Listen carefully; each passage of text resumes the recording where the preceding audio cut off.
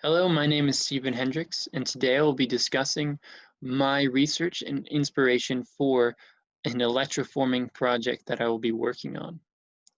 I started by reading through a book called How We Get to Now, which discussed different technologies and materials that we have perfected and have inspired um, tools, machines, and different processes that we use in our modern day uh, involving technology. The chapter that I read through was cold, and this is a little bit of my research through it. To start, I want to summarize what I gained from the book. The book talked about different technologies. It started off by breaking down how we first used cold, and that was through ice.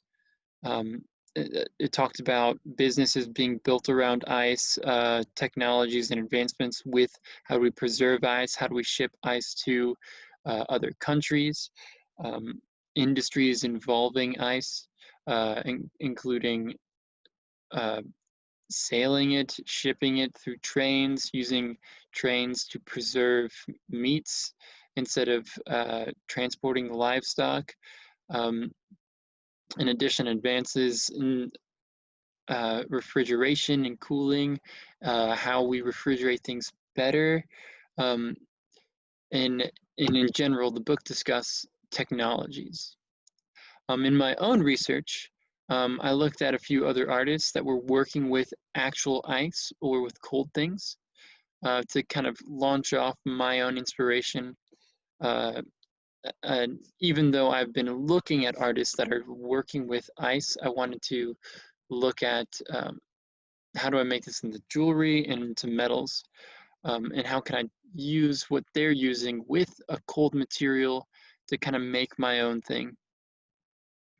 This is another artist who's using cold and ice to draw lines and to make a linear, almost giant painting, one of the world's largest drawings in snow on top of a giant sheet of ice. Um, in my own research, I also began to research cold and our relationship with it.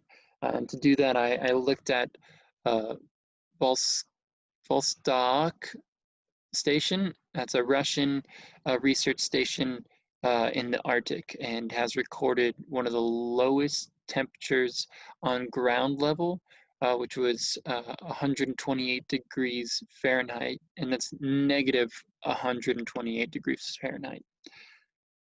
One of the coldest places. And looking at that and researching into equipment that they use, I began to think of our relationship with cold. Through that, I've discovered that our relationship is almost a life and death relationship. Cold can bring life. For temperatures rise too high, then you can die from that. But in an environment like this, where you're living on an ice wall or an ice shelf, um, the cold is the opposite. Cold is something that can kill you and destroy you and damage you. So there's this need to keep it out, but also the need to take cold with you. And so I began to fixate on what's more relatable is the need to take cold with me. And I began to think about how I use cold in my daily life, and that's simply air conditioning, and how living in Texas, where I'm located, how heat is so um, impacting on our day-to-day that you need to be able to reduce temperatures, especially in a vehicle. If you're using transportation where temperatures can reach a dangerous level inside of a vehicle.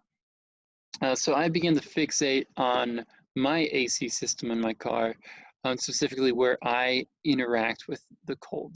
Not while it's inside the machine, but where I interact with the cold, and that's through the air vent, how I can control it from there, how I can adjust where it's pointed.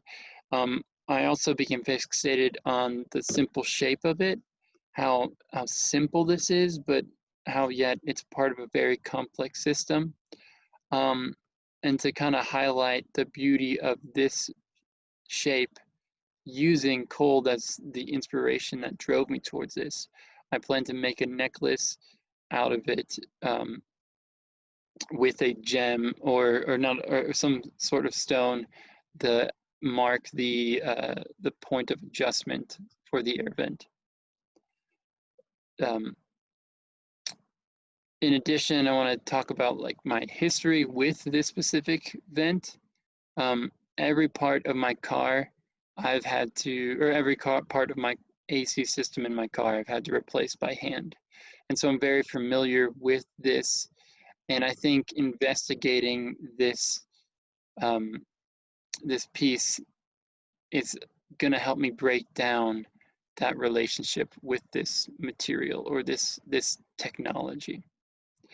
Thank you very much for listening. I'm looking forward to seeing or you're hearing feedback from the rest of my classmates, as well as seeing what you guys are working on, whether you're using the word cold or light or one of the other chapters. I'm very interested to see how you guys use technology to inspire your practice this semester. Thank you.